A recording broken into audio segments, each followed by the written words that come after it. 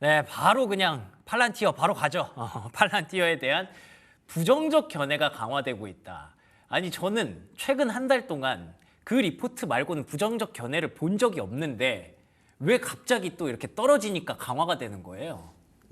결국에는 이제 사람들이 조금 오르는 과정에서 좀 불안함이 있지만 너무 지금 즐거우니까 이제 불안함을 잊고 살다가 그랬죠. 딱 그 트리거를 이 시트론 리서치가 만들어줬다라고. 아니 거기 뭐 얼마나 대단한 곳이에요? 영향력 있는 곳이에요? 사실 역사적으로 봤을 때 좀 성공한 공매도도 있고 실패한 공매도도 있는데 네. 가장 대표적인 이제 실패한 공매도가 사실 게임스톱입니다. 네. 대표적으로 그 게임스톱 유튜브에 나와가지고 다 팔아라 했다가 오히려 역공 맞고 한 3년 정도 쉬었거든요. 예. 근데 그리고 나서 이제 2024년도에 다시 마이크로 스트래티지 공매도를 시작을 했는데 그것도 실패했겠네요. 근데 그게 11월에 공매도를 시작해가지고 네. 아직까지도 그 11월 고점이 안 왔습니다. 마이크로 스트래티지가. 그렇구나. 네, 그러다 보니까 이제 거기서는 나름 여유가 생겼네. 네, 약간의 좀 여유가 있다 보니까 좀 다시 한번 좀 자신감 있게 거기서 재미를 봐가지고 이제 팔란티어를 갔구나. 네, 그렇게 이제 좀 과감하게 갔는데 지금 확실히 좀 논리를 들어보면은 일단은 뭐 두 번의 공매도 이야기가 있었지만 그 중에서도 최후의 마지막에 내렸던 이 $40라는 이야기를 살펴보면 네. 간단합니다. 그 논리가 일단은 오픈 AI의 그 목표가가 아니죠. 현재 이제 최근에 밸류에이션 받은 게 5천억 달러인데 네. 현재 그 오픈 AI 매출은 296억 달러다. 예. 그랬을 때는 PSR을 한 16.89배, 한 17배 정도 줄 수 있는데 네. 그 17배를 가지고 팔란티어의 매출을 계산해서 다시 네. 밸류에이션을 하면 네. $40가 나온다라는 거거든요. 아. 네, 그래서 이제 그 부분 때문에 확실히 이번에 이제 팔란티어 $40가 이렇게 해서 나온 거고요. 또 거기에 추가적으로 이 시트론 리서치가 왜 조금 더 팔란티어를 부정적으로 봤냐면 이거는 이제 제가 좀 이 페이지를 한번 같이 띄워봐 주시면 좋을 것 같은데 네네. 네, 지금 띄워져 있는 게 그 시트론 리서치와 이제 오픈 AI 매출을 비교한 겁니다. 지금 야, 보시면 이거 팩트로 계속 패버리네. 네, 그래서 이게 이제 파란색이 오픈 AI 매출이고 네. 그다음에 이제 빨간색이 이제 팔란티어 매출 성장인데 확실히 오픈 AI가 굉장히 폭발적으로 성장하고 있죠. 그러네요. 그러다 보니까 이런 성장을 봤을 때 사실 오픈 AI를 더 높게 쳐줘야 되는데 PSR을 같게 쳐줬을 때도 이 정도밖에 안 된다, 40밖에 안 된다. 그래서 40보다 좀 더 떨어질 수 있다. 이것이 이제 이런 시트론 리서치의 좀 논리다라고 봐주시면 좋을 것 같습니다. 그렇군요. 뭐 어쨌든 시트론 리서치의 논리가 이렇다는 건 알겠어요. 근데 지금 채팅창에서도 나오는 바와 같이 오픈 AI는 이익이 나는 회사도 아니고 그리고 팔란티어는 우리가 그거 알잖아요. 룰 오브 포틴가? 네. 예. 매출 성장률이랑 뭐 이익 성장률이랑 더하면 뭐 거의 100에 육박하는 그런 회사잖아요. 그 얘기가 좀 달라져야 되는 거 아닙니까? 네, 확실히 저도 그렇게 생각을 하기 때문에 여전히 팔란티어는 분명히 조금 더 만약에 지금보다 약간의 더 하락이 있다면 충분히 이제 담을 만한 기업이라고 생각을 하는데요. 네네. 다만 이제 시장에서는 앞서서 말씀드렸던 것처럼 약간은 이 의견에 어느 정도 그러니까 그동안의 불안감을 좀 현실화를 했는지 그 포콜 레이시오가 올라가고 있습니다. 그래서 이제 지금 왼쪽에 보이셨던 표가 이제 그 연두색 표가 계속해서 상승하고 있는데 이게 이제 포콜 레이시오거든요. 최근 5일간의 포콜 레이시오에서 풋이 좀 더 많이 비중이 올라가고 있고 이런 점 때문에 지금 현재 팔란티어의 부정적 견해가 좀 시장에서도 커지고 있는 상황인데 그래도 이제 팔란티어는 확실히 일반적인 AI 기업이랑 다르게 그렇죠. 네, 오픈 AI 같은 기업도 결국 이 LLM 아마 이번에 챗GPT5 나왔지만 시장에서 별로 감흥을 못 줬거든요. 맞아요. 그렇게 감흥을 못 줬던 게 다 결국에는 뭐 환각이 줄었다라고 하더라도 네. AI가 결국 이 프롬프트가 늘어나고 그다음 입력 토큰이 많아지면은 오류가 굉장히 많이 늘어납니다. 예. 그래서 이제 여태까지는 그거를 엔비디아가 처음엔 대안으로 그러면은 이제 LLM 하지 말고 SLM 조금 더 작은 모델로 가서 해결을 해보자라고 한 게 엔비디아 의견인데 사실 엔비디아 의견까지 안 가도 되게 만들어준 즉 전체 맥락을 잘 이해해서 기업의 효율성을 높여준 게 팔란티어거든요. 예. 그런 만큼 오픈 AI의 실패가 오히려 팔란티어의 경쟁력을 강화시켜줄 수 있을 만큼 팔란티어가 가지고 있는 이 AI 영향력은 크다 보니까 계속해서 이번 좀 부정적 견해가 강해진다고 하더라도 여전히 팔란티어는 앞으로도 좀 성장을 기대해 볼 수 있을 것 같습니다. 그러니까 뭐든 이렇게 반박할 수 있는 근거들도 충분히 있기 때문에 네. 지금 상황에 뭐 밸류에이션 때문에 빠지는 거는 오케이지만 그렇다고 해서 진짜 말 그대로 $40까지 빠지는 그런 불상사까지는 발생하지 않을 것이다. 네, 맞습니다. 네. 근데 또 마침 또 막 AI 거품론이니 뭐니 이런 것들이 하필 겹쳐가지고 이런 거 같거든요. 그렇죠. 하필이면 이제 좀 나쁜 일은 항상 같이 일어난다고. 왜 그런지 모르겠어요, 진짜. 모두가 나쁜 일이 일어나기만을 기다렸던 것 같습니다. 그러게요. 네. 네, 그러면서 이제 뭐 메타 같은 경우도 결국에 이 AI 조직 약간 좀 재구축한다고 했죠. 그러면서 이제 4가지 부서로 나뉘고 그러면서도 좀 일부 인력은 좀 빠져나간다라는 않는다라는 이야기까지 들리고 있다 보니까 저게 나쁜 거예요, 근데? 사실 이게 나쁘다라고만은 볼 수 없는데 분명히 더 효율하게 가는 그러니까요. 가정일 수 있거든요. 근데 이제 사람들은 열심히 돈 써서 모으더니 이제는 약간 좀 자신 없어진 거 아니냐 하는 약간 그런 식으로도 좀 받아들인 것 같습니다. 진짜 코에 걸어서 코걸이를 만드는구나. 네, 확실히 지금 어떻게 보면 투심이 안 좋다는 반증이 그러네요. 네, 예. 분명히 따르게 보면은 굉장히 증시가 좋았을 때 이런 얘기 나왔으면은 굉장히 메타 메타가 잘하네. 잘한다. 주커버가 예. 굉장히 효율적인 일 보이고 있다. 이러겠을 텐데 네, 이런 이야기 나오고 있고요. 또 여기에 추가적으로 AI와 관련해서 물론 이 샘 알트만의 발언도 사실은 좀 영향을 많이 미쳤고 그리고 이번에 바로 어제 나왔던 그 MIT 리포트가 또 조금 아쉬웠습니다. 저건 뭐예요? 이제 결국에는 이런 좀 파일럿 프로그램, AI를 사용하는 파일럿 프로그램의 95%는 네. 실패를 하고 5%만 좀 돈을 번다. 이런 이야기거든요. 뭐 틀린 말은 아니죠, 저것도. 네, 예. 결국에는 이제 AGI로 가려면은 사실 AI 기업들이 좀 뭐 단순 반복 업무를 넘어서 이제 정말 고난이도로 가야 되는데 이 고난이도 즉 맥락을 유지하고 스스로 개선하는 능력이 아직까지는 좀 떨어진다라는 이 리포트가 나오다 보니까 이제 시장에서도 그냥 AI 기업들에 대한 좀 전반의 어떤 밸류에이션을 좀 낮췄다라고 봐주시면 좋겠습니다. 뭐 일단 지금까지 얘기를 들어보면 우리가 진짜 AI를 굉장히 긍정적으로 밝게만 본 건 사실이잖아요. 그래서 밸류에이션을 좀 많이 당겨 놓은 것도 사실이고 이거 이러다가 빠질 수도 있겠다 싶기는 했는데 뭐 어느 정도 빠진 게 아니라 갑자기 크게 빠져서 이게 좀 논란이 되는 건데 그러면 이 상황에서 이제 부사장님은 어떤 전략이 필요하다고 보세요? 일단은 전반적인 심리가 안 좋은 게 가장 치명타였다고 보시면 좋을 것 같고요. 예. MIT 보고서는 아마 이거는 삭제가 될 걸로 보이는 게 약간 근거가 좀 미흡하거든요.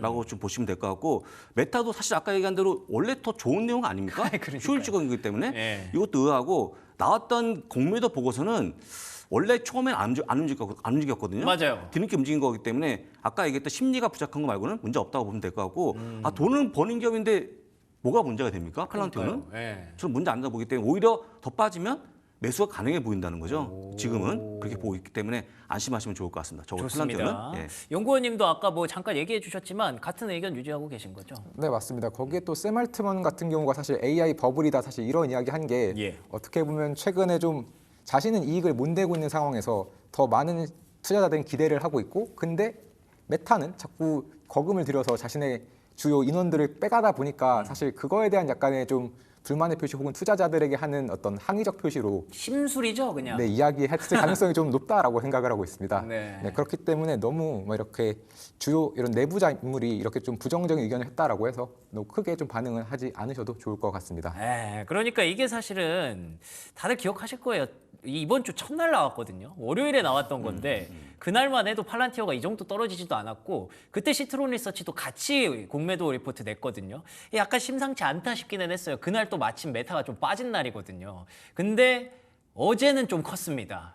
어제는 요거를 또 심리가 극복을 하지 못했던 것 같고 그렇다고 해서 갑자기 새로운 얘기가 나온 것도 아니고 갑자기 팔란티어가 또 달라진 것도 아닌데 어제는 이런 것들이 쌓이고 쌓이다가 차익 실현 의지를 좀 만나서 이렇게 된 것 같아서 일단 지금까지는 심리에 따른 수급에 따른 그런 변동성이니까 크게 생각할 거는 아직은 아닌 것 같은데 잭슨홀 미팅을 또 기다리자니 시간이 좀 오래 남은 것 같아서 그게 또 고민이긴 하네요. 그러게요. 이제 결국에는 잭슨홀 미팅이 사실 또 끝나고 나서 파월의 발언이 나오게 되면은 아마도 이번 주 장은 이제 끝난 상황이 될 텐데. 그렇죠. 그랬을 때 이제 어떻게 보면 그 다음 주 월요일부터 이제 어떤 모멘텀을 또 새롭게 받아줄 수 있을지에 대해서는 약간의 고민을 할 수밖에 없습니다. 왜냐하면 특히나 그 트럼프 대통령이 항상 꼭 주말에 SNS에다가 좀 새로운 이슈를 많이 던지고 있다 보니까 그 파월의 어떤 발언이 또 이렇게 희석될 수 있거든요. 오늘 또 슬슬 시동 걸던데요. 투레이트 파월 또 나왔던데. 그렇죠. 그런 만큼 이제 어떻게 보면은 잭슨홀 미팅에서 좀 분명히 어느 정도의 긍정적인 발언과 일부 좀 부정적인 발언이 혼재할 것으로 기대가 되고 있는 상황에서 이제 이렇게 트럼프 대통령이 조금은 그 긍정적인 점마다 희석시킬 가능성이 좀 높다 보니까 이렇게 시장에서 전반적으로 좀 불안해하고 있고요. 다만 그래도 이번에 어떻게 보면은 전반적으로 이 잭슨홀 미팅에서 그래도 좀 시장에서 어느 정도 기대해 주는 게 예전에는 이 평균 물가 목표제라고 해서 전체적인 평균적인 물가를 좀 맞추자 뭐 이런 2%? 네, 있었는데 이거를 이제 조금 없애지 않을까라는 기대감은 있습니다. 그 부분을 좀 장기적으로 없애고 좀 더 적극적인 대응을 할 수 있게 해주자라는 이야기가 나오고 있는 만큼 그래도 만약에 이 부분이 나온다면은 다시 한번 그래도 그럼 좀 기대를 해볼 수 있지 않을까 금리 인하에 대해서. 그래서 어떻게 보면 이제 지금 조금 힘들긴 하지만 그래도 잭슨홀 미팅 때까지 한번 잘 기다려 보시면 좋을 것 같습니다. 그 잭슨홀 미팅이 도대체 뭐라고 이렇게까지 우리가 매달리나 생각하시는 분들도 있을 텐데 사실 역사적으로 그 전후에 변동성이 좀 크긴 했더라고요. 네, 역사적으로 사실 변동성도 꽤 컸고 그리고 대부분 좀 긍정적으로 사실 효과를 보였거든요. 그렇군요. 네, 일반적으로는 이제 한 백스놀 미팅 하기 한 5일 전부터는 주가가 평균적으로 한 0.3% 상승을 했고요. 예. 그리고 또 잭슨홀 미팅 끝나고 한 5일 동안은 또한 0.6% 상승하면서 평균적으로는 거의 1% 정도 상승을 하는 모습을 보였습니다. 특히나 이제 파월 같은 경우는 오히려 더 컸는데요. 일단 변동성, 잭슨홀 미팅 하기 5일 전에 평균 한 1.4%, 네. 그리고 하고 나서는 1% 해가지고 평균 한 2.4%의 주가 상승을 보여줬거든요. 네, 그런 만큼 이제 좀 어떻게 보면 시장에서 그것 때문에 좀 기대를 많이 했는데 슈퍼파워를 한번 믿어볼까요? 네, 슈퍼파워를 한번 이제 트럼프만 없으면 슈퍼파워를 넣을 수 있지 않을까. 아, 트럼프의 손가락을 잠깐 막아줘야 될 것 같습니다. 그건 막을 수가 없기 때문에 그 변수가 없다면 우리가 슈퍼파워에 대한 기대감도 너무 크게 가져갈 수는 없겠네요. 알겠습니다. 자, 그러면 부사장님은 잭슨홀까지 기다리는 구간에서는 좀 변동성이 있다고 보셨는데 네. 그 이후에는 좀 다를 거라고 보세요? 지금 잭슨홀 미팅 이후에 네. 월요일 날, 그 다음 주 월요일 날 네. 블랙 먼데이를 예상하시는 분이 계세요 지금. 그래요? 왜냐면 이제 매파적으로 얘기한 다음에 주말 동안에 아이비들의 의견이 나온 다음에 그럼 충분히 장이 빠지겠죠 월요일 날. 그렇게 되면 그렇죠. 예, 그래서 네. 많은 분들이 그걸 예상하기 때문에 좀 무서운 거 빠지는 건데 네. 그건 여러분들 생각일 뿐이고 오. 제가 볼 때 지금 그 정도까지 매파적인 발언은 안 할 걸로 보이기 때문에 그렇죠. 염려하지 마시면 될 것 같고 네. 그렇지만 여기서 0.2 외에는 더 추가적 금리 인하가 없는 게 약간 흠인데 네. 더 하겠습니까? 네. 그건 안 하는 보기 때문에 일단은 잘 보시면 되고 지금은 약간 쉬는 거 외에는 더 의미를 두지 말자라고 저는 얘기합니다. 예, 예. 저도 그런 생각이 들어요. 그러니까 이 파월 의장이 무슨 말 할지 모른다. 근데 주가는 너무 많이 올라왔다. 그렇기 때문에 좀 덜고 가자라는 측면이 이번 주에 반영되는 것 같고 예. 그렇게 되면 무슨 말을 하더라도 진짜 나쁜 말만 하지 않는다면 다음 주에는 다시 정상 컨디션을 좀 찾게 되지 않을까 싶은데 이럴 때 수급이 어느 방향을 향하고 있느냐가 좀 중요할 것 같아요. 지금 분위기가 어떤가요? 지금 분위기는 이제 하필이면 오늘이 빅스 만기일이다 보니까 빅스만기를 또 뭐예요? 저 처음 들어봤어요. 이제 변동성 지수가 관련된 상장 지수 상품들이 있거든요. 네. 옵션들. 그런 것들이 오늘 이제 결국에는 만기일이 오늘입니다. 또 청산을 막 하느라 정신 없겠네. 네, 그래서 이제 변동성 상승에 좀 베팅하고 있는 사람들이 많다 보니까 이 그러겠네요. 변동성을 좀 키우기 위한 어떻게 보면 거래 움직임이 많아질 수 있거든요. 예. 근데 그렇게 되면은 이제 어떻게 보면 지금은 상승시키는 것보다는 하락시키는 게 훨씬 더 변동성을 키울 수 있는 방안이다 보니까 그런 좀 하락 베팅이 좀 많아지면서 같이 이렇게 좀 증시가 더 크게 영향을 받은 것 같고요. 네. 그런 만큼 이제 어떻게 보면 빅스가 좀 끝나고 나면 즉 오늘이 만기다 보니까 오늘까지는 조금 시장에서의 좀 변동성이 있다고 하더라도 그 이후부터는 다시 한번 좀 안정세를 좀 찾을 수 있지 않을까 싶습니다. 그래서 그 안정세를 기대하는 게 뭐 어쨌든 우리가 AI로 팔란티어로 얘기를 시작했으니 그쪽에 계속 자금은 아직 남아 있는 거죠. 그렇죠. 이번에 또 데이터브릭스도 거의 뭐 10억 달러 넘는 특히나 뭐 기업 가치도 뭐 1,000억 달러 이런 식으로 이야기 나오고 있는데 네네. 그런 굉장히 많은 자금을 들어오고 있고 앞서서도 이제 물론 샘 알트만 자체는 굉장히 이제 AI 버블 이야기를 했지만 결국에는 또 지금 3월에 3,000억 달러 밸류 받은 다음에 이번 달에 들어와서 다시 한번 5,000억 달러 밸류 받은 거거든요. 그렇죠. 그러면 그 짧은 기간 동안 70% 넘는 밸류를 인정받았던 만큼 네. 여전히 시장에서는 AI에 대한 기대감 그리고 정말 AI 기술만 있으면은 시장에서는 여전히 들어갈 자금이 많다라고 볼 수 있겠습니다. 알겠습니다. 지금까지는 뭐 트럼프 손을 제어하고 트럼프 입만 막으면 될 줄 알았는데 샘 올트먼 손도 좀 지금 막아야 되는 게 아닌가 그런 생각이 드는데 삐졌다고 이렇게까지 할 일인가요? 참 안타깝네요. 그래도 어쨌든 AI 쪽으로는 계속 자금이 몰리고 있고요. 빅스 만기일 그리고 잭슨홀 미팅 지나가면 좋은 날 오겠죠? 조심스럽게 한번 기대해 보겠습니다. 자, 그러면 어느 쪽에 우리가 계속 관심을 갖고 지켜봐야 되는지 반도체 얘기 한번 해보도록 하겠습니다. 엔비디아가 또 간밤에 꽤 빠졌거든요. 근데 제 기억으로는 그러니까 제가 자기 전까지는 괜찮았어요. 그러다가 갑자기 자고 눈 뜨고 일어나니까 아니 팔란티어도 이 모양인데 엔비디아는 또 왜 이 모양이야 싶었거든요. 뭐 악재가 막 있었던 건 아니죠? 네, 악재는 아니었고 오히려 호재라고 봐야 되는데 네. 문제는 이제 시장이 그 호재를 완벽하게 인정해 주기에는 투심이 좀 약했다. 어떤 내용이었는데요? 라고 일단은 먼저 결국 사람들이 다 미국에다가 AI 칩 많이 팔 건 다 아니까 네. 결국은 이제 중국이 핵심이거든요. 그런데 중국의 이제 블랙엘 기반의 이 AI 칩을 새롭게 팔려고 이제 지금 현재 개발 중에 있다라고 했습니다. 이름이 B30A로 나오는 거예요? 네, 그래서 이제 총 2가지 칩을 팔려고 하는데 첫 번째는 이제 H20이 어떻게 보면 이제 후속 모델이라고 할 수 있는 B30A고요. 네. 이 B30A 같은 경우는 이제 블랙엘 기반이다가 H20보다는 일단 당연히 칩은 우수하고 약간 한 B300의 한 절반 수준의 퀄리티를 가지고 있습니다. 이제 컴퓨팅 성능이 그래서 물론 이제 엄청나게 그 블랙엘 시리즈에서는 높다라고 할 수는 없지만 어쨌든 중국이 원하는 수준 중에서는 굉장히 높은 폭이다라고 볼 수 있겠고 결국 여기다 판매하는 게 고대역 폭에다가 그 NBL 링크까지 좀 전반적으로 포함이 되어 있다 보니까 향후 이제 마진에서 굉장히 좀 긍정적인 영향을 받을 수 있는데 좋은 거네요. 네, 특히나 이제 H20이 결국에는 H20 판매하면은 15% 이제 미국에다가 줘야 되지 않습니까? 세금 드려야죠. 예. 네, 물론 이 제품도 똑같이 15%겠지만 사실 H20은 어쨌든 이전 대비 H20보다 이 제품이 훨씬 더 비쌀 거거든요. 그렇겠죠. 게다가 H20이 원래 결국 15% 세금을 내면서 엔비디아 전체 그로스 마진을 한 1에서 2% 정도 전체적으로 낮출 거다라고 이 월가에선 예상을 하고 있는데 굉장히 더 비싼 가격 사실 받을 수만 있다면 15% 내더라도 그 전체적인 마진에 그런 손상이 없어질 수 있습니다. 그런 만큼 이제 이 부분도 굉장히 좀 좋게 볼 수 있는 소식에다가 이제 추가적으로 이제 두 번째 같은 경우는 이 RTX 6000D라고 해가지고 네네. 이제 추론만을 위한 칩을 또 새로 만들거든요.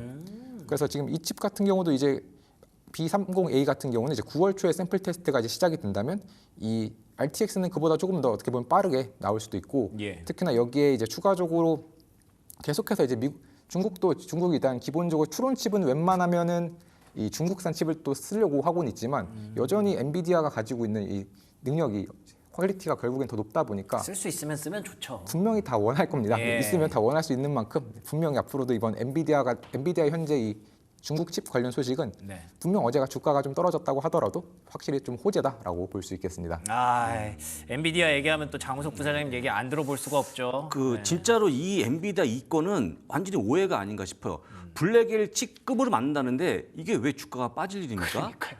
제가 볼 때는 이거는 오히려 그 약간의 뭐가 있는 거 아닌가 하는 오해가 있는 건데 혹시 중국의 칩이 좀 잘 안 되는 건 아닌가? 왜냐면 중국이 거부하고 있거든요. 지금. 맞아요. 그래서 그걸 걱정하는 거기 때문에 저는 이거 올라오면 오히려 주가 올라와야 되는데 빠진 거 보면서 약간의 우리 투자자분들이 오해한다고 생각하고 있거든요. 네. 오해하지 마시고 좋아지는 거니까 아마 시적 때까지는 오늘 빠진 거 외에는 더 빠지지 않을 걸로 보이니까 그렇게 참고하시면 좋을 것 같습니다. 좋습니다. 180달러 좀 이탈하면서 그러니까 우리가 지금까지 했던 얘기가 팔란티어랑 엔비디아 누가 200달러 먼저 갈까 이랬는데 둘 다 이렇게 같이 실망감을 안겨줄 줄은 몰라서 좀 당황스러우셨을 텐데 그래도 아직 엔비디아에게는 실적 발표라는 비빌만한 언덕이 일주일 뒤에 남아 있습니다. 그렇기 때문에 지금 뭐 조금 떨어낼 거 떨어내고 다시 추진력 얻기 위함이라고 생각하면 좋을 것 같고요. 추진력을 제대로 받은 인텔은 어떻게 해야 됩니까? 네, 인텔이 참 주가만 보면은 마치 엔비디아를 팔아야 되고 인텔을 사야 되는 거 아닌가라는 느낌을 줄 수 있지만 착시 아닙니까? 착시. 저는 동의하지 않고요. 좋아요. 네, 저는 여전히 이제 인텔은 좀 그래도 투자하기가 좀 쉽지 않은 상황이다라고 좀 생각을 합니다. 어쨌든 호재는 확실했어요. 네, 정말 확실했죠. 일단은 뭐 분명히 이제 미국 정부에서도 어떻게 보면은 지분을 사실 10% 가져가는 것 자체는 사실 호재가 아니다라고 볼 수 있지만 이 트럼프의 성격 때문에 호재라고 볼 수 있는 거거든요. 그렇죠. 결국엔 다 강제로 쓰게 만들 가능성이 높으니까. 네. 그리고 그런 것을 봤을 때 결국에 이제 인텔이 조금 더 상승할 수 있을 것 같다라는 그 느낌을 두고 결국은 이 손정희 회장도 다시 한번 이제 인텔에 20억 달러를 투자를 한 건데 이번에 오늘 아침에 이 뉴스를 보니까 소프트뱅크가 지금 현재 9% 하락하고 있다고 하더라고요. 아 그래요? 네. 인텔을 사서? 네, 시장에서 좋게 볼 수가 없는 거죠. 왜 그걸 또 가져와 가지고? 네, 지금 이제 인텔 같은 경우는 사실 월가가 우려 섞인 시선이 분명히 이렇게 20억 달러가 넘는 투자를 뭐 소프트뱅크에서 한다고 하더라도 계속해서 가질 수밖에 없습니다.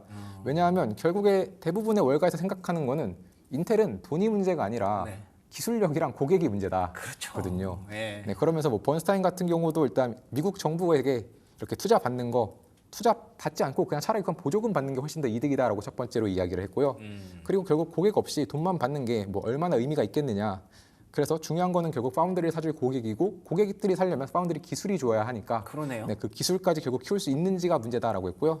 그만큼 이제 많은 이 지금 나와 있는 뭐 번스타인, 루프캐피탈 아니면은 이제 무어 인사이트까지 사실상 모두가 다 지금 투자 받는다고 해서 고객 찾을 수 있다라는 보장이 없다라고 하고 있는 만큼 분명 지금 이제 망하진 않을 것 같으니까 상승은 하고 있지만 결국에는 이제 더 크게 상승하려면 더 큰 경쟁력을 보여야 하는데 아직까지는 그럴 기미가 보이지 않는 점을 조금 더 조심하실 필요가 있을 것 같습니다. 이게 트럼프 대통령의 어떻게 보면 무리수일 수도 있는 게 본인이 하고 싶은 게 미국에서 뭔가 AI를 발전시키고 뭐 칩도 다 가져오고 이런 의도라는 건 알겠어요. 근데 계속 인텔에 어떻게 보면 뭐 강제성을 부여해서 인텔 거를 써라라고 하게 된다면 그러면 오히려 미국의 AI 발전은 또 느려질 수도 있는 거거든요.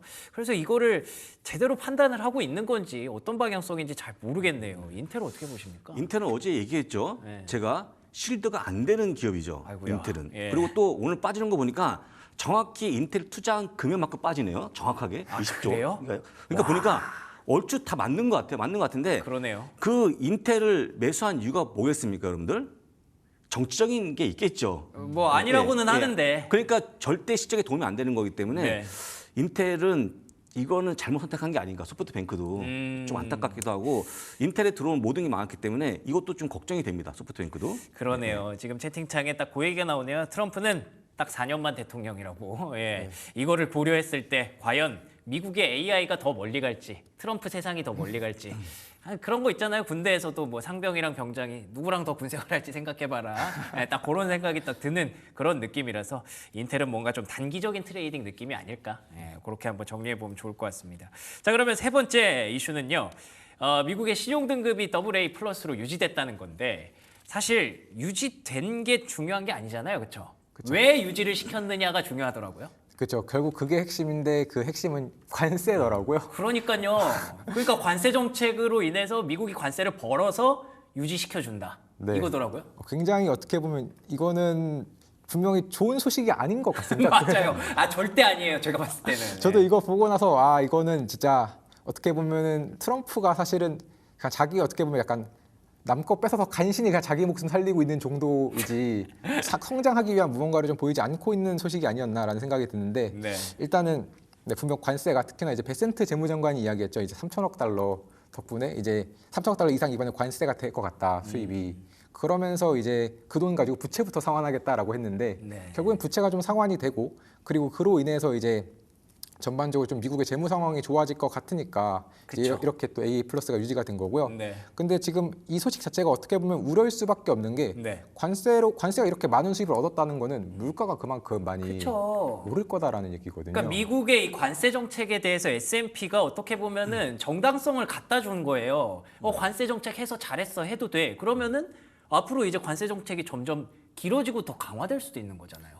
맞습니다. 실제로 지금 미국에서 이미 제가 아까 보여드렸던 이 표 중에 하나가 뭐냐면은 이 빨간색이 수입품의 가격이고 초록색이 그 국내에서 생산된 제품의 가격입니다. 네. 근데 일반적으로는 미국이 당연히 물가가 이제 제조하는데 비용이 더 많이 들다 보니까 일반적으로 초록색 그래프가 더 위에 있거든요. 예. 근데 딱 관세가 시작되고 나서부터는 역전됐네. 네, 역전이 됐죠. 그만큼 이제 어떻게 보면은 미국 입장에서는 수입품이 더 비싸지고 있는 상황이 딱 일어나고 있고 그런 만큼 이제 앞으로도 계속해서 이제 미국 국민들에게 있어서는 관세로 인한 인플레이션 고통을 받고 그렇게 되면은 소비와 관련돼서는 이제 소비 심리가 조금 더 어떻게 보면 떨어질 리스크도 남아 있는 거거든요. 네, 그래서 지금 이번 어떻게 보면 AA 플러스를 만약에 백악관에서 좀 잘못 해석해가지고 예. 나 덕분에 간신히 신용등급 유지한 거다라고 생각을 하게 된다면 네. 그것은 장기적으로 미국의 좀 경쟁력을 좀 악화시킬 수 있는 소식이다라는 측면에서 네, 너무 좀 이 소식은 좀 긍정적으로 볼 수만은 없는 소식으로 봐주시면 좋을 것 같습니다. 그렇군요. AA 플러스 유지만 놓고 보면 다들 호재인 줄 아셨죠. 사실은 관세가 뒤에 숨어 있었습니다. 이러면 장기화되면은 사실 투자자분들한테도 네. 별로 좋은 뉴스 아니에요. 안 좋은 뉴스죠. 안 좋은 뉴스고 이제 오늘부터 TJX 로스까지 실적이 나오는데 이게 어제 홈디포는 말 안 했거든요. 네네. 근데 그중 한 기업이 만약에 관세 연이 있다 하면 장이 또 빠지지 않겠습니까? 야, 그 그럼 있는 걸로 보이는데. 앞에 놓여 있는 실적들이 예. 이제 기회가 아니라 계속 예. 가시밭길인 거네요. 네, 그렇죠. 아마 CEO가 이거를 얘기하느냐 아니면 그 트럼프한테 불러갈까 무서워서 안 할까 싶은데 예. 일단 후자가 더 크지 않겠지만 그렇죠. 크겠죠. 근데 예. 그럼에도 불구하고 일단 소매 기업들이 관세 있는 건 충분하기 때문에 네. 지금 어찌 보게 되면 이번 주 나오는 소매 업체가 다시 한번 하락을 부추길 수 있다라고 본다 그러면 또 한 가지 또 악재가 되는 거 아니겠습니까? 이거 뭐 악재가 사실 최근까지만 해도 시장에 악재가 있나요, 여러분? 이러고 있었는데 갑자기 오늘 얘기하다 보니까 두려운 게 너무 많네요. 그래도 우리 금리 인하 기대감 있잖아요. 그렇죠. 네. 그래서 금리 인하 또 하려고 하려고 이제 또 새롭게 차기 연준 회장 그 면접도 곧 본다고 하거든요. 아, 면접을 도대체 언제 봐서 언제 뽑는 거예요? 예. 그래서 아마 이제 지금부터 시작하려고 하면 이제 아마도 최종적으로 뽑는다고 하더라도 사실 8월 임기가 끝나기 전까지는 그러니까요. 뭐 하지는 못하겠지만 그래도 지금 이제 계속해서 만약에 어떻게 보면은 올해 만약에 예상보다 금리 인하가 좀 적게 된다면 정말 분노의 그 인사를 해가지고 내년부터는 급격하게 금리가 좀 내려갈 수 있을 가능성도 좀 있지 않을까. 그래서 과연 차기 연준 의장 후보가 또 어떤 사람이 뽑힐지 결국에 면접 보면은 그거 다 이제 언론 통해서 그때 분위기가 어땠는지 이런 거 다 나올 거거든요. 네네. 그러면 이제 더더욱 이제 차기 연준 의장이 누가 될지가 그림이 보이는 만큼 아마 머지않아서 이런 전반적인 연준 의장의 후보는 좀 보이지 않을까 싶습니다. 이게 결국에는 그러면은 금리 인하 로봇 한 명 세울 수도 있는 그런 상황인데 제가 기억하기로 그 S&P가 이게 AA 플러스 유지하면서 단서를 달았거든요. 연준의 독립성을 훼손하면 우리 떨어뜨릴 거다라고 얘기를 했는데 이거랑 놓고 얘기하면 이것도 잘못된 거예요, 그렇죠? 그렇죠. 사실 그렇기 때문에 어떻게 보면은 이 두 가지 소식이 연결될 수밖에 없는 소식인데 네. 그만큼 이제 다만 아마 S&P 글로벌도 이제 추가적으로 여기서 정말 미국의 신용등급을 더 떨어뜨리기는 사실 좀 부담스럽네요. 네, 부담스럽긴 할 것 같습니다. 그렇지만 예. 그래도 일단은 이 단서를 달았던 만큼 결국에는 이거 다 독립성 좀 지켜달라라는 좀 이야기에 가깝거든요. 읍소한 거구나. 어떻게 보면 정말 사실 정말 만약에 이번에 또 만약에 이렇게 독립성을 지켜주지 않아가지고 추가적인 신용등급 하락이 일어난다면 네. 또 10년물 금리부터 시작해서 그렇죠. 난리 나죠. 다 이번에는 좀 다를 수도 있기 때문에 과연 이제 어떤 식으로 좀 살펴볼지는 중요한데 그래도 일단은 금리가 조금 더 지금 이제 연준 의장도 좀 뽑고 그리고 잭슨홀 미팅에서 분명히 다시 한번 또 얘기할 거거든요. 연준의 독립성은 뭐 지켜질 거고 자신은 뭐 어떻게 할 거고 이런 이야기 또 할 것으로 지금 시장에서도 예상하고 있는 만큼 그래도 이 소식과는 좀 별개로 연준이 조금 더 안정화를 보이려는 시장을 조금 더 안심시키려는 좀 모습을 함께 보이지 않을까 싶습니다. 근데 일단은 기본적으로 후보군에 두 케빈 워시 네. 하고 또 한 분이 케빈 헤셋? 케빈 헤셋 월러 이사 아닙니까? 네. 맞습니다. 월러 이사인데 그 세 분은 독립성이 유지가 안 될 것 같은 그런 분들이라고 그렇죠. 걱정이 사실상 커요. 이미 라인을 탔죠. 이 라인 네. 탔고 오히려 더 라인을 타고 싶어 하던데 세 명이서. 그래요? 그래서 저는 개인적으로 독립성은 끝난 것 같다고 보기 때문에 네. 이것도 굉장히 어려워 보이고 월러 이사가 되면 정말 일단은 트럼프 세상이죠. 트럼프 세상이 되는 게 아닌가 네. 걱정스럽니다. 걱정됩니다. 그러니까 사실 우리 서학개미라는 이게 개념이 생겨난 것도 사실 대한민국 증시가 너무 난이도가 높고 막 고려해야 될 것들이 많고 시스템적으로 약간 좀 불안한 부분이 있으니까 이제 미국 투자를 많이 늘린 건데 지금은 보면은 미국의 시스템도 이게 괜찮은 건지 아슬아슬하단 말이에요. 그래서 이게 만약에 신뢰도를 잃게 된다면 다들 좀 조마조마하고 바라보고 있는 상황인 것 같아서 어쩔 수 없이 트럼프 정부 그리고 베센트 재무장관이 중심을 잘 잡아주기를 우리는 기다려야 될 것 같습니다. 자, 그러면 네 번째 이슈 아까 잠깐 부사장님도 언급하셨는데 홈디포 실적 요거 한번 보도록 하겠습니다. 일단 미스가 좀 난 걸로 알고 있는데 주가는 반응이 좋았더라고요. 네, 주가는 굉장히 좀 실적과는 다른 반응을 보였는데 네. 우선은 이 실적이 그럼 어떻게 나왔는지를 조금 간단히 살펴보면은 뭐 매출, EPS 그리고 뭐 동일 매장 매출, 그다음에 미국 내 매출, 상품 재고 그리고 고객 거래 건수까지 모두 다 예상치를 하회했습니다. 근데 어떻게 주가가 올라요? 사실 이렇게 실적이 나오면 주가가 오를 수가 없는데 엉망인데요 지금? 근데 뭐 하나 예상치를 맞춘 게 없고 심지어 순이익이랑 그리고 고객 거래 건수 같은 경우는 전년 대비 감소했거든요. 예. 그런에도 불구하고 시장에서는 좀 다른 걸 봤습니다. 어떤 거죠? 결국에는 첫 번째는 이번에 이렇게까지 실적이 안 좋았는데 연간 가이던스가 유지가 됐다. 그러면은 이거는 다음 분기부터는 좋아지는 거 아니냐라는 게 첫 번째 이유였고요. 그러네. 이번이 내렸는데 연간은 유지했으면 다음 분기 다다음 분기는 다 좋으니까. 그렇죠. 실제로 그런 점 때문에 이제 시장에서는 확실히 좀 이 부분을 긍정적으로 봤고요. 두 번째로는 실제로 이런 어떻게 보면 방금 생각했던 그 예측을 좀 더 현실화로 나왔던 지표가 바로 이 7월의 동일 매장 매출 성장률이었는데요. 네. 7월 동일 매장 매출 성장률이 한 3.3%로 이제 6월은 0.5% 상승, 7월은 3.3% 상승으로 크게 증가하는 모습을 보였습니다. 근데 이게 이제 DA 데이비슨 평가로서는 이게 여태까지 나왔던 그 월간 기준으로는 연간 기준에서도 또 최고 수준이다. 매월 이렇게까지 3.3% 상승하는 경우가 거의 없다라고 하면서 굉장히 좀 긍정적으로 평가를 했고요. 예. 여기에 추가적으로 또 최근 들어서 이제 집값이 많이 오르고 있다 보니까 그렇다더라고요. 이제 집값도 많이 오르고 실제로 사람들이 이 주택을 담보로 대출 받는 게 좀 늘어나고 있다고 합니다. 근데 이 대출 받아서 사실 사람들이 추가 리모델링을 미국에서는 또 많이 하고 있다 보니까 이 부분에 대한 추가적인 기대감과 또 이 기업이 굉장히 좀 일반적인 어떤 로우스랑 경쟁사인 로우스와 비교했을 때 그렇죠. 가지고 있는 이 사업적인 특징이 있는데 이 기본적으로 이제 프로 즉 이제 사업가들 비즈니스 하는 사람들의 비중이 조금 더 높습니다. 로우스가 한 4분의 1 정도가 비즈니스 하는 사람이라면 홈디포는 절반 정도가 이제 그런 기업 고객들이거든요. 프로 고객들이 많기 때문에 이들에 대한 공략이 좀 성공적인 것 같고 또 특히나 최근 들어서 지금 이제 미국의 주택 착공 건수가 증가하는 모습을 보이고 있거든요. 주택 착공이 늘고 있어요. 네, 그러면 착공이 늘면은 이 프로 고객들이 다 결국 건설업자들인데 네. 이 건설업자들이 이 홈디포의 제품 써가지고 추가적으로 제품을 만들 것으로 보이고 있는 그렇겠네요. 만큼 네, 그런 점들을 조금 더 이 홈디포에서는 긍정적으로 바라보고 있다라고 봐주시면 좋을 것 같고요. 예. 다만 이제 약간의 좀 우려점, 특히나 이제 물가 관련된 우려점이 있다면 원래 이전까지는 홈디포가 그 가격 상승을 하지 않겠다, 가격을 올리지 않겠다라고 했습니다. 네. 근데 갑자기 이번 실적에서는 다음부터는 좀 올리는 것도 고려하겠다 이렇게 하하. 의견을 바꿨거든요. 그렇군요. 그렇기 때문에 이제 앞으로는 이제 조금 더 미국 전반적으로 봤을 때는 약간의 그 물가와 관련된 우려가 여전히 꺼지지 않았다라는 것을 다시 한번 좀 알려준 실적이다라고 볼 수 있겠습니다. 그러면은 가이던스를 유지한 것도 어쨌든 가격을 올렸기 때문에 유지할 수 있는 거니까 네. 그렇게 되면은 진짜 좋았던 가이던스라고는 볼 수 없는데 지금 시장의 색깔이 좀 그런 것 같네요. 안 보던 종목이라서 더 그래도 오케이 해주는 그런 느낌도 있는 것 같고. 네, 충분히 이제 그런 영향도 같이 있고요. 예. 그런 만큼 이제 어떻게 보면은 이제 AI가 워낙에 그러니까요. 빠지니까 이제 결국 갈 곳이 없잖아요, 돈이. 예. 그래서 풍선 이제 효과가 나는 거죠. 네, 그래서 뭐 헬스케어 아니면 그동안 안 올랐던 뭐 산업재 아니면 네. 이런 집들, 네, 이런 쪽으로 좀 많이 가고 있는 것 같습니다.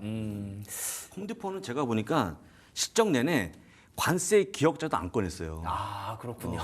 그러니까 이게 제가 보면 트럼프 눈치 본 거 아닙니까? 그렇겠죠. 그렇고 바로 내놓은 그 기사 보시면 아시겠지만 네. 이미 관세로 인한 가격 변동을 경고하고 있습니다. 홈디포는. 오. 근데 중요한 거는 어닝 때는 입을 닫은 거죠. 그래서 저는 아니 이렇게 솔직히 그냥 개별 기업들인데 개별 기업들이 어닝 때 솔직하게 눈치 얘기하지 보는 것 않으면 자체가 말이 안 되는 거 네. 아닙니까? 너무 심해 보이고 어쨌거나 말 안 하면 올라가는 것도 웃기지 않습니까? 그렇죠. 저는 그래서 이게 뒤에 후폭풍이 있기 때문에 네. 한번 주의해서 보시면 좋을 것 같고 여타 다른 기업도 만만치 않을 것 같아요. 제가 보면 좀 걱정이 되죠. 이건. 조심조심 하는 예, 거죠. 예, 그렇죠. 예. 근데 사실 뭐 홈디포는 어쨌든 우리한테 그렇게 크게 유통에 막 완전히 그 미국 경기를 완전히 대변하는 그런 종목은 아니기 때문에 일단 한 굽이 넘겼다고 보시는 게 맞을 것 같고요. 오늘부터 또 타겟이랑 이제 월마트랑 다 나오거든요. 예. 그때는 또 시장 전체적인 영향이 있을 수 있어서 이게 일단 한숨 돌렸다 정도로만 해석하시는 게 맞을 것 같습니다. 자, 그리고 마지막 이슈 하나만 더 볼게요. 코인 얘기하기가 좀 난감해졌어요. 코인도 많이 빠져가지고. 네, 특히나 뭐 코인부터 시작해서 그 코인을 투자하고 있는 기업들이 우리 얼마나 신나게 얘기했었는데 그렇죠? 그렇죠. 지난주에 서학개미들이 가장 많이 매수한 탑10에 5개가 이제 그러니까요. 그렇게 들어있었기 때문에 정말 이번 좀 결과가 아쉬울 수밖에 없는데요. 네. 그렇지만 그래도 다시 한번 이번에 골드만삭스가 네. 그래도 스테이블 코인 다시 한번 좀 잘 오를 수 있다라고 좀 긍정적인 코멘트 내놨습니다. 여름이 무슨 뜻이에요? 결국에는 이제 다시 한번 좀 뜨거워지는 거죠. 네, 그렇기 때문에 네. 저는 봄이 아니라 여름이라서 혹시 끝난다는 건가 뭐 이 생각했는데 아니군요. 네, 그래도 이제 결국에는 계속해서 이제 확장을 해 나가는 시기인 만큼 여전히 네네. 좀 성장 여력이 있다라고 말했고요. 예. 또 결국에는 또 이제 기존에는 어떻게 보면 전통 자산들 기업들도 계속해서 이제는 조금 더 스테이블 코인으로 좀 전환을 좀 많이 하고 있다 보니까 그러한 모습들을 통해서 스테이블 코인의 시장은 계속해서 좀 커질 수 있을 것으로 기대가 되고 있습니다. 예. 네, 그런 만큼 이제 좀 현재 코인을 좀 투자하시고 계신 분들 중에서 예. 좀 아픔이 많을 가능성이 높은데요. 그쵸. 네, 그래도 조금 더 어떻게 보면 물론 지금 이제 봄이 아니고 또 여름이 결국 한창 열심히 돌아다닐 때지 않겠습니까? 그렇죠. 네, 그래서 잠깐 이제 지금 하락은 잠깐 코인이 휴가 같다라고 생각을 해주시고 여름 휴가 잠깐 갔다가 또 돌아오면은 잘 성장할 거니까 그 부분 좀 더 긍정적으로 기다려 주시면 좋을 것 같습니다. 예. 돌아오면 가을 겨울 되고 막 그런 거 아니죠?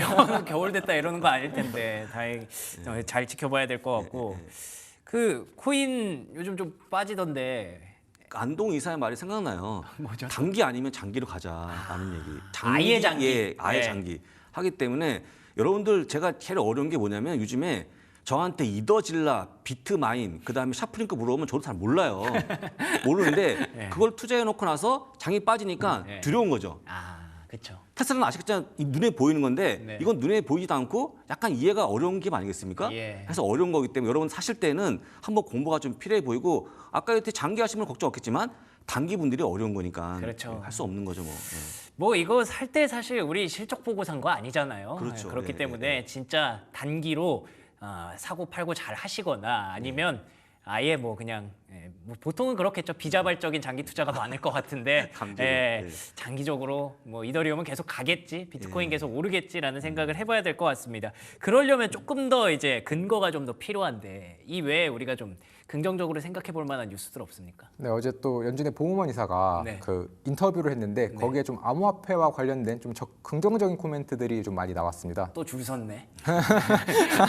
아, 네, 정말 그렇게도 볼 수 있을 것 같은데요. 네. 일단은 스테이블 코인은 이제는 좀 금융 시장의 하나의 고정적인 요소가 될 위치에 놓였다라고 평가를 했고요. 예. 즉 이제는 고정돼서 박혀가지고 이제 확실히 하나의 자신만의 포지션을 갖는다는 거죠. 예. 그런 만큼 이제 앞으로도 계속해서 좀 성장할 것이다라는 좀 긍정적인 코멘트 내놨고, 특히나 결국에 이 스테이블 코인이 올라가는 게 단순히 기존의 어떤 은행 시스템을 깨는 게 아니라 그들에게도 새로운 영향이랑 기회를 주는 것인 만큼 이제 기존 전통적인 금융 회사도 계속해서 좀 적극적으로 이 암호화폐에 대해서 좀 태도를 바꿔라라고 이제 이야기를 했습니다. 다만 이제 어떻게 보면 방금 말씀하셨던 것처럼 약간 줄 섰다라는 느낌이 약간 있긴 한 게, 왜냐하면 네. 그러면서도 추가적으로 이 스테이블 코인이 전통적인 결제 시스템 파괴할 잠재력이 있다라고 하면서 전통적인 기업들에게 분명 부정적인 영향이 있을 거다라는 이야기 분명 했거든요. 그런 만큼 어떻게 보면은 그 영향에서 빠져나오려면 또 스테이블 코인을 투자를 또 해야 되는 것도 맞기 때문에 그러네요. 분명히 앞으로도 이제 스테이블 코인은 전반적으로 이제 연준, 특히나 이제 보우먼 이사도 결국에는 차기 이제 파월 이후의 체제에서는 지금 뭐 이제 면접 보고 있는 거죠, 뭐. 네, 뭐 연준 총재는 아니더라도 입김은 분명 더 세지지 않겠습니까? 그렇죠, 특히나 그렇죠. 이제 트럼프 정부에서 더 입김이 커질 것 같기 때문에 조금 더 이런 전반적인 뭐 IB라던가 그 다음에 연준 이사들 이런 사람들이 더 스테이블 코인을 긍정적으로 보고 있는 만큼 네, 이 시장의 방향성 자체는 분명 좀 성장세에 있는 것은 맞는 것으로 보입니다. 아, 그렇군요. 그리고 또 엔화 스테이블 코인이 출시가 된다고 하네요. 확실히 일본은 좀 빨라요. 네, 일본도 정말로 이제 처음으로 이제 이게 일본적으로 유럽도 좀 이제 이런 유로화 기반 뭐 스테이블 코인 이야기도 나오고 있지만 결국엔 엔화가 확실히 이번에 방향성을 좀 명확하게 보인 것으로 보입니다. 네, 원래는 이제 사실 일본 같은 경우는 이런 기술 같은 거 좀 빨리 도입 잘 안 하려고 하거든요. 맞아요. 아, 그러네. 네, 근데 이제 아직도 현금 쓰는 나라잖아요, 생각해 보니까. 그렇죠. 예. 근데 이제 결국에 이제 유럽에서 특히나 이제 트럼프가 워낙 뭐 일다 보니까 좀 같이 들어온 건데 전반적으로 일단 그 규모 자체는 한 3년에 걸쳐서 1조 엔 정도 규모다라고 했고요. 예. 그러니까 68억 달러 정도다 보니까 아직까지 시장이 엄청나게 크게 커지기에는 그 금액대가 크진 않습니다. 한 10조 원 정도인 만큼. 그렇지만 이제 어떻게 보면 시작점이 있는 것 자체를 좀 긍정적으로 평가하면 좋을 것 같고요. 특히나 이번 이렇게 JPYC라고 이제 스테이블 코인이 만들어지게 되면은 아마도 시장에서는 먼저 사용하게 될 부분은 그냥 엔캐리 트레이드 할 때 아, 그러네. 좀 먼저 스테이블 코인을 사용할 것 같다라고 했습니다. 예. 네, 그래서 정말로 금액은 크지 않지만 분명 수요처가 좀 명확하다라는 측면에서 그러네요. 네, 다른 국가들의 어떤 스테이블 코인에 비해서는 조금 더 긍정적으로 바라볼 수 있을 것 같고요. 다만 이제 일본 같은 경우는 이렇게 좀 긍정적으로 바라보지만 네, 수많은 이런 비트코인 채굴 기업을 가지고 있는 중국 같은 경우는 이번에 또 주요 증권사들에게 지침을 내렸더라고요. 그 스테이블 코인 홍보 연구 보고서 내지 말라고. 네, 그런 만큼 이제 중국은 계속해서 이제 조금 자기 이런 위안화를 좀 지키기 위해서 조금 더 어떻게 보면 이런 암호화폐에 대해서는 좀 부정적인 모습 많이 보이거든요. 아, 거기는 또 CBDC 뭐 이런 거 좋아하죠? 네, 결국 국가가 통제하는 걸 좋아하다 예. 보니까 네, 그런 만큼 이제 일본은 긍정적이고 좀 중국은 부정적인데 그래도 이제 일본 엔화 같은 경우는 분명 쓰임이 있다 보니까 조금 더 긍정적으로 바라보시면 좋을 것 같습니다. 알겠습니다. 이런 변화들이 계속 쌓이고 쌓이면서 코인 시장에도 다시 훈풍이 불어들 수 있기를 기대해 보겠습니다. 잠깐! 구독, 좋아요 눌러주셨나요? 만약 아직까지 누르시지 않았다면 지금 당장 눌러주세요.